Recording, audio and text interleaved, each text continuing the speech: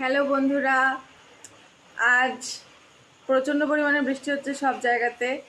আর আমাদের ঘরে দুই অতিথি, যাদেরকে তোমরা প্রায় দেখো, কিন্তু কখনো এরা রাত্রে তো থাকে না। আজ প্রথম এরা রাত্রে আছে, কারণ আজকে রাত্রে এত জোর বৃষ্টি হচ্ছে আর এদের থাকার জায়গাটাও নষ্ট হয়ে গেছে, যেটা বাইরে ছিল। ওরা সেখানে থাকতেই পারে না। তো দেখাচ্ছি কাদের কথা বলছি।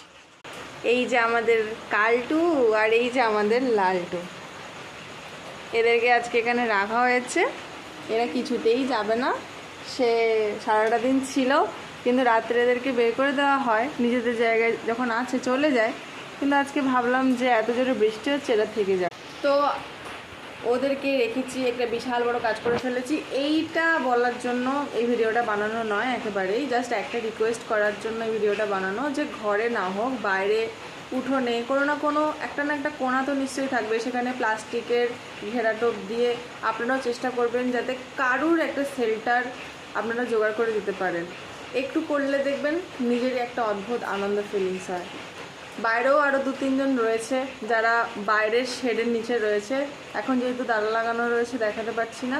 আপনাদের কাছে একটাই অনুরোধ, আসলে আমরা সবাই মিলে এদের, যাদেরকে ভগবান আমাদের ভরসাতেই পাঠিয়েছেন, তাদের কষ্টটা একটু বুঝে আর এদের পাশে থাকি।